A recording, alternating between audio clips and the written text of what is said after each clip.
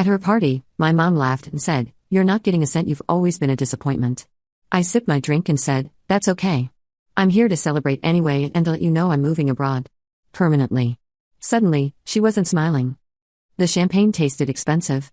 Everything at my mother's 60th birthday party was expensive: the ice sculptures shaped like swans, the catered hors d'oeuvres from that Michelin-starred restaurant downtown, the string quartet playing in the corner of the ballroom she'd rented at the country club.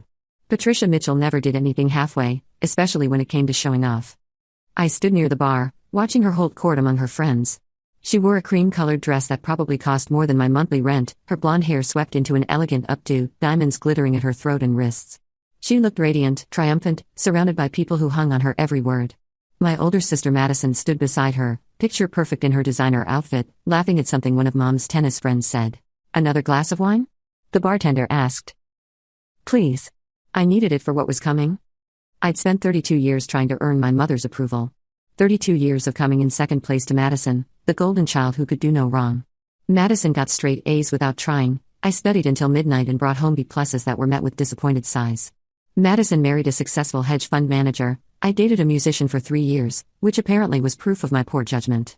Madison gave Mom 2 perfect grandchildren. I remained childless by choice, which Mom took as a personal insult. The worst part? I believed her narrative about me for most of my life. I'd internalized every criticism, every comparison, every time she introduced Madison as my successful daughter while I stood right there. I'd spent years in therapy unpacking the damage, learning that my worth wasn't determined by her approval or lack thereof. 6 months ago, something shifted. I'd landed my dream job as a senior art director at an advertising firm in Amsterdam. The offer was incredible: double my current salary, full relocation package, opportunities to work on international campaigns. I'd accepted immediately, then spent the following months preparing for the move, tying up loose ends, selling most of my belongings. I hadn't told my family yet. I wanted to wait until after Mom's party, but the universe had other plans. "Sarah." My Aunt Carol appeared beside me, pulling me into a hug. She was Mom's younger sister, and unlike Mom, she'd always been kind to me. "How are you, sweetie? I feel like I haven't seen you in forever." "I'm great, actually. Really great." "I'm so glad. Your mother mentioned you were still working at that little agency downtown?" "Little agency?" Mom's words, no doubt. "Actually, Sarah." Mom's voice cut through the crowd like a knife. She was standing 10 feet away, champagne glass in hand, surrounded by half a dozen of her closest friends. "Come here. I want you to meet someone." I excused myself from Aunt Carol and walked over, already bracing myself. "Everyone, this is my younger daughter, Sarah. Sarah, this is Mrs. Hendricks. Her son David just made partner at his law firm. Isn't that wonderful?" Mrs. Hendricks smiled politely. "It's lovely to meet you. What do you do, dear?" Before I could answer, Mom jumped in. "Sarah works in advertising. Well, graphic design, I suppose. She makes ads for local businesses." The dismissal in her tone was unmistakable. "I'm an art director," I corrected quietly. "I lead creative campaigns." Mom waved her hand dismissively. "It's not quite the same as Madison's work, of course. Madison's in finance. Very prestigious." There it was. The familiar sting. Mrs. Hendricks looked uncomfortable, and I couldn't blame her. Mom had a talent for creating awkward moments. "Mom, can I talk to you privately for a second?" I asked. "We're in the middle of celebrating, Sarah. Can't it wait? It's important." She sighed dramatically, as if I was an inconvenience, and excused herself from the group. We moved to a quieter corner of the ballroom, near the windows overlooking the golf course. "What is it?" she asked, impatience coloring her words. I took a breath. This wasn't how I'd planned to tell her, but maybe there was no perfect way.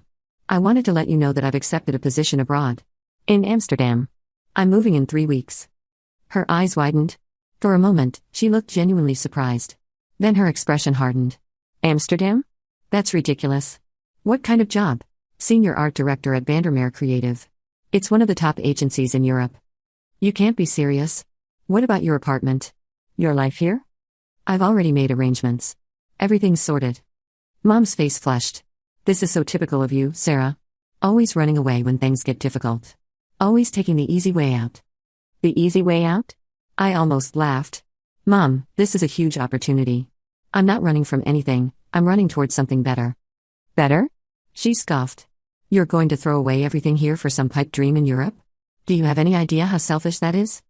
"Selfish? How is pursuing my career selfish? What about family? What about us? You're just going to abandon everyone?" The hypocrisy was stunning. Mom, you barely acknowledge I exist unless you're comparing me to Madison or criticizing my choices. Her eyes flashed dangerously. Don't you dare play the victim. I've supported you your entire life, even when you've consistently disappointed me. Do you know how hard it is to tell my friends that my daughter wastes her degree on making ads for car dealerships? I create award-winning campaigns. I've been nominated for industry awards. I'm good at what I do. You're 32 and single with no prospects. You rent a tiny apartment in a questionable neighborhood. You've never done anything that makes me proud. The words should have hurt more, but I heard variations of them for so long that they'd lost their power. I'm sorry you feel that way. Sorry? She laughed bitterly. You've always been sorry, Sarah. Sorry you weren't smart enough, pretty enough, successful enough. And now you're running halfway around the world because you can't handle being in Madison's shadow. Something snapped inside me. All those years of biting my tongue, of trying to be good enough, of believing her version of who I was, they crystallized into perfect clarity. You know what, Mom? You're right about one thing. I am leaving. But not because I'm running away. I'm leaving because I finally figured out that your approval isn't worth chasing. She opened her mouth to respond, but I wasn't finished. I spent my whole life believing I was the problem. That if I just tried harder, did better, achieved more, you'd finally see me. But the truth is, nothing I do will ever be enough for you because you don't want me to succeed. You want me to fail so Madison looks better by comparison. How dare you? I'm not done. My voice was steady, calm even. I've accomplished things I'm proud of. I have friends who actually like me for who I am. I have a career that fulfills me. And now I have an incredible opportunity that most people in my field would kill for. But you can't celebrate that because it doesn't fit your narrative. Mom's face had gone from red to pale. Several people were starting to glance our way. So here's what's going to happen, I continued. I'm going to Amsterdam. I'm going to thrive there. And you're going to tell everyone here tonight whatever story makes you feel better about the daughter who got away. Maybe tell them I'm going through a phase. Or that I'm selfish and ungrateful. Whatever helps you sleep at night.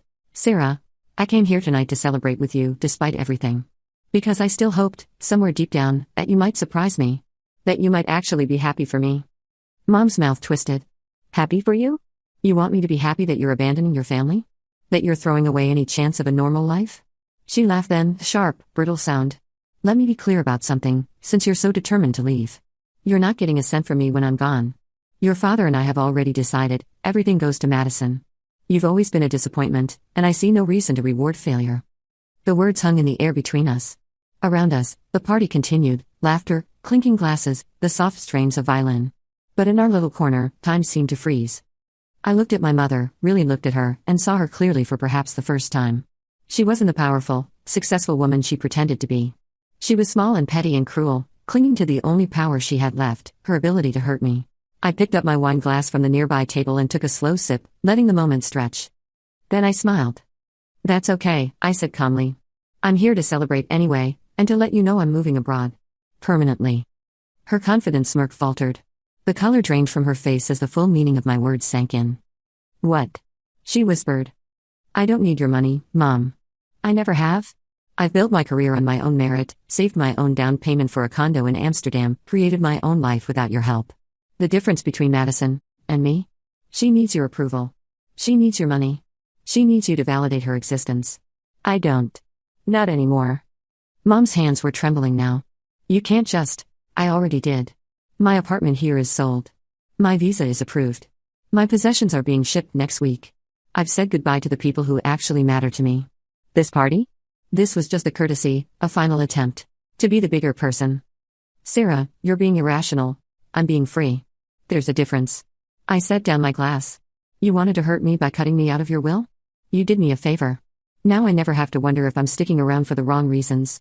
I can leave knowing that I chose myself over your manipulation. People were definitely watching now. I could see Madison making her way through the crowd toward us, concern on her face. Aunt Carol was right behind her. Mom's voice dropped to a hiss. If you walk away now, don't expect me to welcome you back. You're making a huge mistake. The only mistake I made was waiting this long. I looked at her one last time, trying to find something, anything, of the mother I'd once hoped she could be. But there was only Patricia Mitchell, protector of her carefully constructed image, terrified that her least favorite daughter had just stopped caring about the rules of the game. Goodbye, Mom. Enjoy your party. I turned to walk away, but Madison caught my arm. Sarah, what's going on? What happened? Asked Mom. I gently pulled free of her grip. I'm leaving, Maddie. Not just the party, the country. Permanently. Her eyes widened. What? When? Why didn't you tell me? I'm telling you now. Amsterdam, 3 weeks, and because it's the best decision I've ever made. But, we need to talk about this. You can't just leave. I can, and I am. I softened slightly. Madison wasn't the enemy, even if she'd been Mom's favorite. If you want to stay in touch, you have my email. But I'm done with family drama. I'm done being the disappointment. I'm just done. Aunt Carol had reached us by then. She looked between me and Mom, understanding dawning on her face. Oh, honey. Did Patricia? It's fine, Aunt Carol. Really? I gave her a genuine smile. This is a good thing. I promise. I walked through the ballroom toward the exit, aware of the eyes following me, the whispers starting. Mom's friends would have plenty to talk about at their next tennis match. Patricia Chamberlain's difficult daughter had finally done the unthinkable. She'd stopped playing the role assigned to her. The evening air was cool when I stepped outside. I handed my valet ticket to the attendant and waited for my car, feeling lighter than I had in years. My phone buzzed, a text from my friend Jennifer. How'd it go? I typed back, perfectly. Drink tomorrow to celebrate? Absolutely. Proud of you. The attendant brought my car around, and I drove away from the country club, from my mother's party, from 3 decades of trying to be someone I was never going to be. In my rearview mirror, the building grew smaller and smaller until it disappeared. I didn't go straight home. Instead, I drove to the waterfront, parked near the old pier where I used to come as a teenager when things got bad at home. Back then, I'd sit on the wooden benches watching the boats, fantasizing about sailing away to somewhere I could start fresh. Tonight, that fantasy was becoming reality. My hands were shaking as I gripped the steering wheel. The adrenaline from the confrontation was wearing off, replaced by a strange cocktail of emotions I couldn't quite name. Relief, definitely. Sadness, surprisingly. And underneath it all, something that felt almost like grief. I'd spent so many years hoping she would change. Every birthday, every Christmas, every phone call, I'd held on to this tiny sliver of hope that maybe this time would be different. That she'd ask about my life without comparing it to Madison's. That she'd express genuine interest in my work instead of dismissing it. That she'd say something, anything, that indicated she was actually proud of me. The hope had died tonight, and morning it felt strangely appropriate. My phone rang. Madison's name flashed on the screen. I let it go to voicemail. Then it rang again. And again. On the 4th call, I answered. Sarah, where are you? Madison's voice was tight with stress. Mom is having a meltdown. She's locked herself in the bathroom and Dad can't get her to come out. Half the guests have left. This is a disaster. That's unfortunate, I said, and meant it. I didn't want Mom to suffer, I just wanted to be free. Unfortunate? Sarah, you basically announced you're abandoning the family in front of everyone. What did you think would happen? I announced I'm taking a job in Amsterdam. If Mom chose to interpret that as abandonment, that's on her. You knew exactly what you were doing. Madison's voice rose. You could have told her privately. You could have handled this with some grace. I tried to tell her privately. She's the one who started throwing insults in public. She's our mother. She's a bully, I said quietly.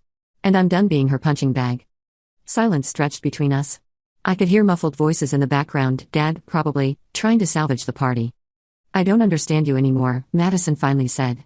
When did you become so cold? The accusation stung more than I wanted to admit. I'm not cold, Maddie. I'm just tired. Tired of apologizing for existing. Tired of being the villain in Mom's story. Tired of watching you and Dad enable her behavior because it's easier than confronting it. That's not fair. Isn't it? How many times have you heard her say something cruel to me and said nothing? How many holidays have I sat through where she criticized everything about my life while you stayed silent? I didn't want to make things worse. Your silence made things worse. It told Mom her behavior was acceptable. It told me I wasn't worth defending. I took a shaky breath. But you know what? I'm not angry at you. Not really. You did what you had to do to survive in that house, and so did I. Our strategies were just different. Sarah, I need to go, Madison. Tell Mom I hope she enjoys the rest of her party. I hung up before she could respond and turned off my phone. The next morning, I woke up to 17 missed calls and 43 text messages. Most were from Madison and Dad, ranging from concerned to angry to pleading. There were a few from relatives I barely knew, probably getting the story secondhand. Aunt Carol's message simply said, "Call me when you're ready. I'm on your side." I made coffee and sat on my small balcony, reading through the messages with detached curiosity. It was fascinating, in a clinical way, how my decision to prioritize my own life had been transformed into a family crisis. As if my existence was only valid insofar as it served their narrative. Dad's final message hit differently than the others. Your mother didn't sleep last night. She's talking about canceling the anniversary trip we planned. Please call her. For me. Robert Mitchell, my father, had perfected the guilt trip over 32 years of marriage to my mother. But something had fundamentally shifted in me after last night. The guilt that would have normally eaten me alive felt muted, distant, like watching someone else's life through frosted glass. I called Aunt Carol instead. "Oh, honey," she said when she picked up. "Are you okay?" Surprisingly, yes. "How bad is it?" She sighed. "Patricia's telling anyone who'll listen that you've had a nervous breakdown and are making rash decisions. She's cast herself as the concerned mother worried about her troubled daughter." "Of course she has. But Sarah, I want you to know, I saw what happened last night. I heard what she said to you. It was cruel and uncalled for, and I told her so this morning." My throat tightened. "You did?" "I did. She didn't take it well, but I don't care. I've watched her treat you like this for years, and I'm ashamed I didn't speak up sooner." Her voice wavered. "I'm proud of you for leaving. For choosing yourself. That takes more courage than staying ever would." Tears pricked my eyes. "Thank you. That means more than you know." "Where are you going?" "Really? Is it really Amsterdam?" I filled her in on the job, the apartment, the plans I'd been making for months. She listened without judgment, asking questions about logistics and expressing genuine excitement about the opportunity. "Will you visit?" I asked. "Try and stop me. I've always wanted to see Europe." We talked for another half hour, and when we hung up, I felt fortified. At least one person in my family saw me clearly and chose to support me anyway. The following days were a masterclass in family dysfunction. Mom left increasingly unhinged voicemails accusing me of ruining her birthday, destroying the family, and being selfish beyond measure. Dad sent emails with subject lines like "we need to talk" and concerning behavior, as if I was a wayward teenager instead of a grown woman making a career move. Madison stopped calling after that first night but sent occasional texts asking if I was being reasonable about this. I responded to none of them. Instead, I focused on the move, finalizing paperwork, saying goodbye to my actual friends, preparing for the adventure ahead. Jennifer took me out for dinner at our favorite Italian place. We'd been friends since college, weathering bad relationships, career changes, and countless late-night conversations about life's complexities. "I can't believe you're really going," she said, twirling pasta on her fork. "I mean, I'm happy for you, but I'm going to miss you like crazy." "I'll miss you too. But Jen, I have to do this." "I know. And I'm not trying to guilt you. She set down her fork. "I've watched you struggle with your mom for years. I've seen what her criticism does to you. Part of me is terrified that even with an ocean between you, you'll still carry that weight." "I've thought about that too," I admitted. "The therapy has helped, but you're right, distance doesn't automatically equal healing. I'm going to find a new therapist in Amsterdam. Keep doing the work." "Good." She smiled. "Because you deserve to be happy, Sarah. Genuinely, fully happy. Not just existing in the spaces between your mother's approval and disapproval. That's the goal." We finished dinner and walked along the Riverwalk, reminiscing about our 20s, the terrible apartments, the worst boyfriends, the dreams we'd had that had somehow morphed into different but equally valid dreams. "Promise me something," Jennifer said as we reached her car. "Promise you'll send me pictures of everything. The canals, the museums, the ridiculously attractive Dutch men on bicycles." I laughed. "I promise. And promise that if it doesn't work out, if Amsterdam isn't what you hoped, you'll come back knowing you tried. No shame, no I told you so. Just a friend who's glad you took the chance. Deal?" We hugged for a long time, and when we pulled apart, both of us had tears in our eyes. "Go be amazing," Jennifer said. "Show your mom what she's missing." Work was its own kind of goodbye. I'd been with the agency for 5 years, working my way up from junior designer to art director. My boss, Richard, took me to lunch on my second to last day. "I'm not going to lie, losing you hurts," he said over sandwiches. "You're one of the best talents we've had. But I'd be a hypocrite if I tried to convince you to stay. This opportunity with Vandermeer? It's career-defining. I'm grateful for everything I learned here. You took a chance on me when I was still finding my voice. You found your voice, Sarah. You just needed the space to use it." He paused. "Can I give you some advice? Old mentor to former mentee? Always. Don't let your mother's voice become the voice in your head. I've seen talented people sabotage themselves because they internalize someone else's criticism. You're better than that, but talent alone isn't enough. You have to believe you deserve the success you're about to have." The insight was uncomfortably accurate. "I'm working on it." "Keep working on it. And send me a postcard from Amsterdam." My last day was filled with well wishes, a cake that said "Good luck in Amsterdam," in slightly crooked icing, and promises to stay connected via social media. Marco, one of my fellow art directors, pulled me aside before I left. "Real talk?" he said. "Your work has always been incredible, but this past year? It's been next level. Whatever you're doing, the therapy, the boundaries, the planning, keep doing it. Amsterdam is lucky to have you." I went home that night feeling bittersweet. Leaving was harder than I'd anticipated, but the hardness came from saying goodbye to people who'd supported me, not from doubt about the decision itself. 3 days before my flight, I met Madison for coffee. She texted asking one more time to talk, and I'd agreed, mostly because I wanted closure before I left. She looked exhausted.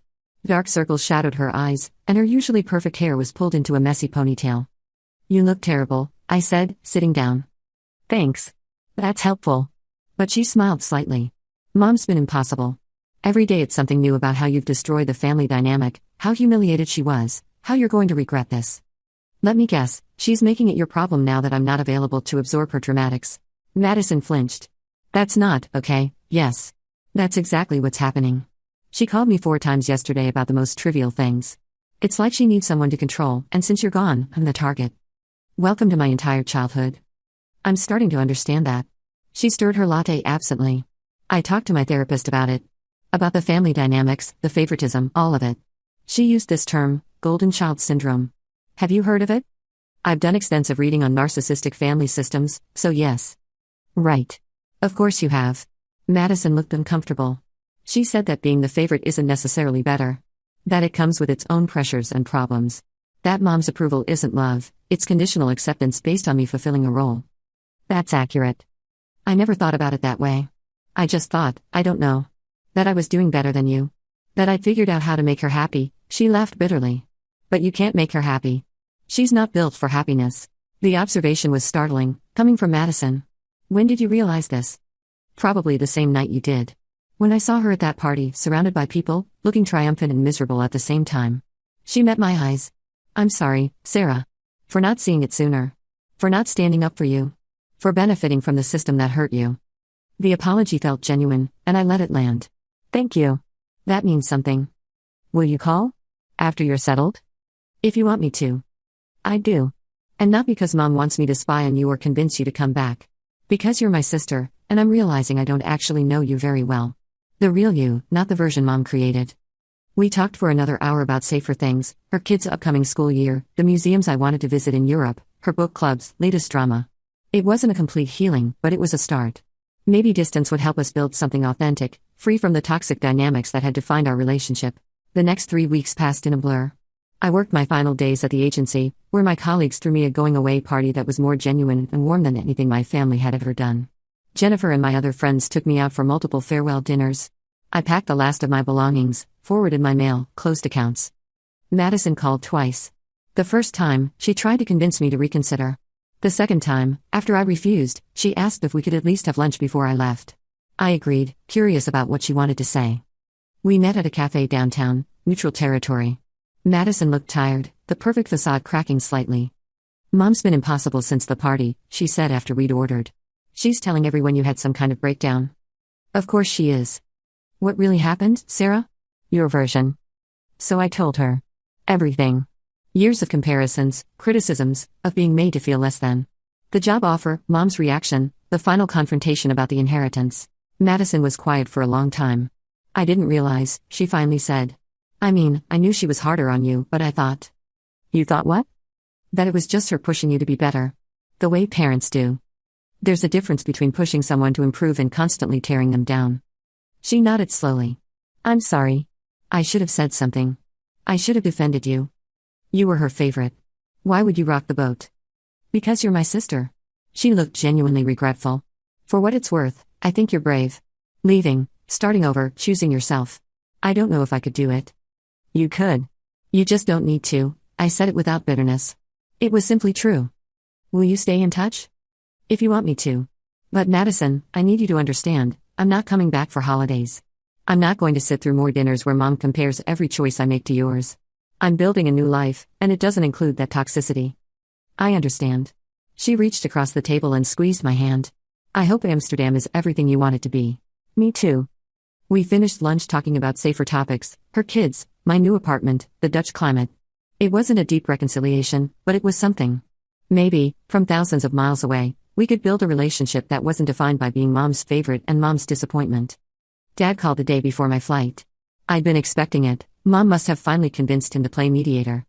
"Sarah, your mother says you're really going through with this move." "I am, Dad." "She's upset. You know how she is." There it was, the enabling, the excuse-making. "I know exactly how she is. That's why I'm leaving." He sighed. "Can't you just apologize? Make things right before you go?" Apologize for what? For accepting an amazing job? For standing up for myself? You know she didn't mean those things she said about the money. She was just hurt. Dad, she told me I've always been a disappointment.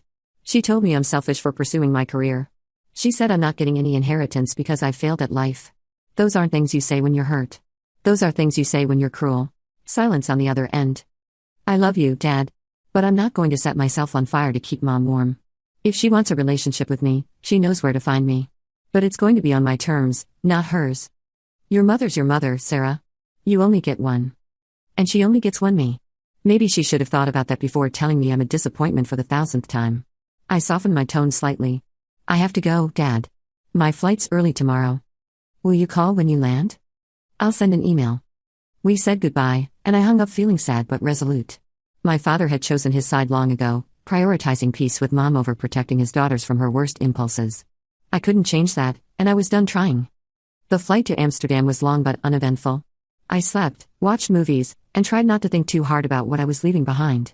When we landed, rain was falling, typical Dutch weather, according to everything I'd read, but it felt like a baptism. Washing away the old, making space for the new. My new apartment was in Pitch, a vibrant neighborhood full of cafes, markets, and art galleries.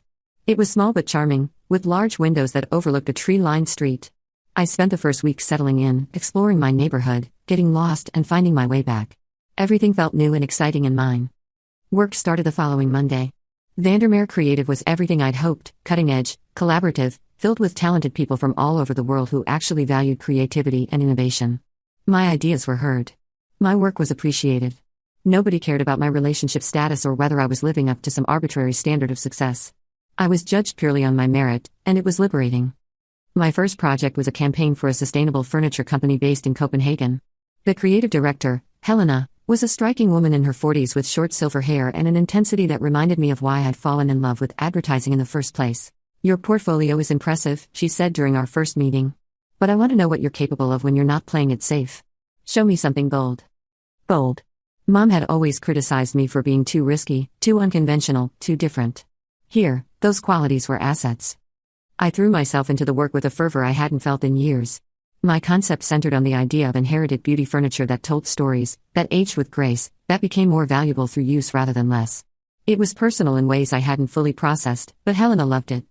This, she said, reviewing my initial sketches and copy, is exactly what we needed. You're thinking emotionally, not just visually. That's rare. The validation felt foreign and wonderful.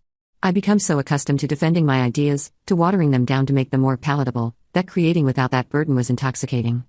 Within the first month, I made connections across the agency. There was Klaus from Germany, a brilliant photographer with a dry sense of humor who could make anyone laugh. Yuki from Japan, whose minimalist design aesthetic was legendary in the industry. And Emma, the British copywriter who became my closest friend almost immediately. Emma and I bonded over coffee on my third week. She was wickedly funny, completely unpretentious, and had left London under similar circumstances, escaping a family that didn't understand her. My parents wanted me to be a solicitor, she explained over stroopwafels at a nearby cafe. Boring, respectable, stable. When I told them I wanted to write ads, you'd think I'd announced I was joining the circus. Do they speak to you now? Barely. Mum sends passive-aggressive emails about how my cousin Emma is doing so well at her law firm. As if there's only one valid path to success. She studied me. You've got that look. Family trauma? Is it that obvious? Takes one to know one, darling. I told her an abbreviated version, the golden child sister, the critical mother, the final confrontation. She listened without interrupting, nodding at all the right moments. Good for you, she said when I finished. Leaving was the best thing I ever did. Gave me the space to figure out who I actually am instead of who they needed me to be. Do you ever regret it? Regret protecting my peace? Never. Miss them sometimes? Unfortunately, yes.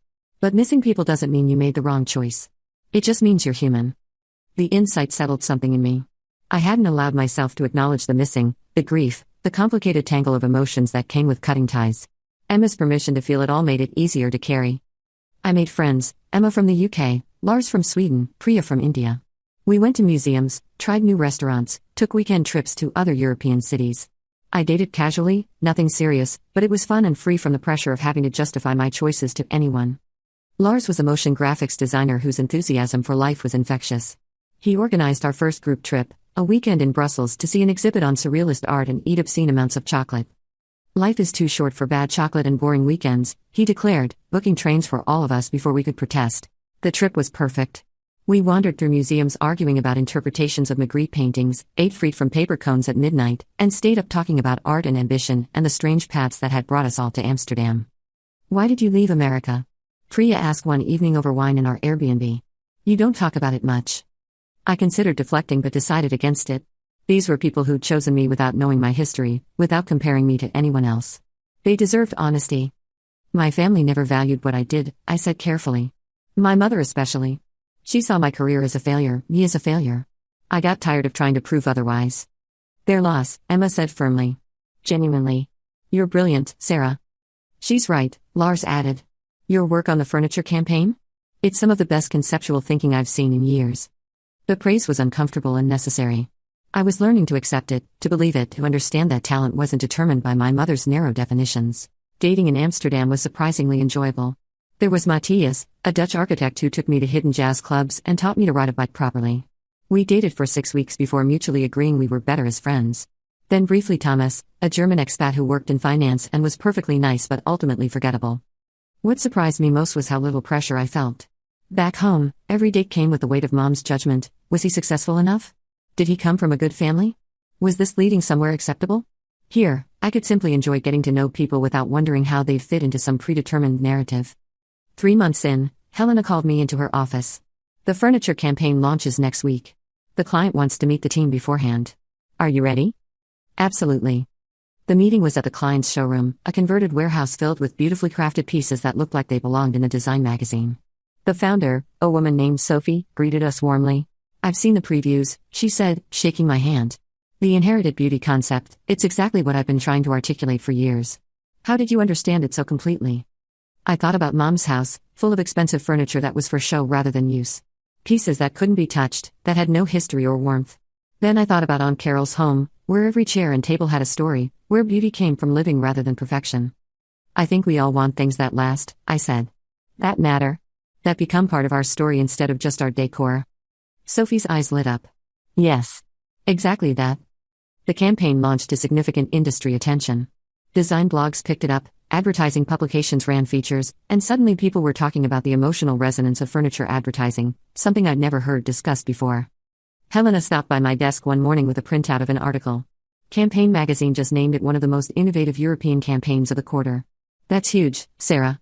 I stared at the article, reading my name in the byline, seeing my work praised by people whose opinions carried weight in the industry. For the first time in my life, I felt purely proud of something I'd accomplished. Not relieved that it was good enough, not anxious about criticism, just proud. Thank you, I said to Helena. For taking a chance on me. I didn't take a chance. I recognized talent when I saw it. She smiled. You're going places in this industry. Don't forget that. That evening, I called Jennifer via video chat. She answered from her apartment in Chicago, wearing pajamas and eating ice cream directly from the container. Sarah. Oh my God, I saw the article. You're basically famous. I laughed. Hardly. But it's exciting. Exciting? It's incredible. Have you told your family? The question punctured my happiness slightly. No. We're not really in contact. Not even Madison? She sent a few emails. Surface level stuff. I think she wants to stay connected but doesn't know how without Mom making it complicated. Jennifer's expression softened. And your mom? Has she reached out? One email months ago. Nothing since. I paused. It's strange. I thought I'd feel more, I don't know, vindicated?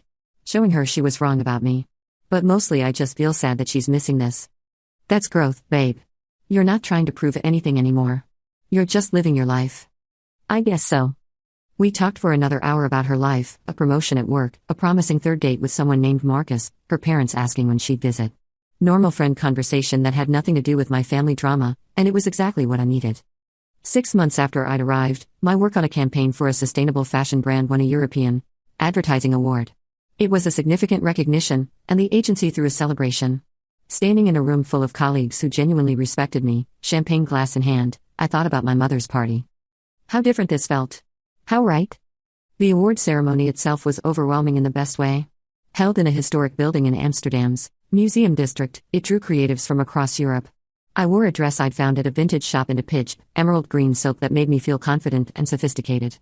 When they announced my name as a winner, Emma squeezed my hand so hard it hurt. Walking to the stage felt surreal, like I was watching someone else's life. The recognition was for the fashion campaign I'd led, a collaboration with a Danish brand focused on circular fashion and zero waste. This campaign challenged us to think differently about consumption, I said into the microphone, my voice surprisingly steady. To see fashion as cyclical rather than disposable. I'm honored to have worked with such a dedicated team who believed in this vision. The applause was genuine, warm. Afterward, people I'd admired from afar wanted to talk about the campaign, about my approach, about potential collaborations. It was networking, yes, but it felt authentic in a way the forced schmoozing back home never had. Klaus found me at the bar later. You looked terrified up there. I was? Public speaking isn't exactly my strength. Could have fooled me. You sounded confident. Professional. He clinked his glass against mine. This is just the beginning, you know.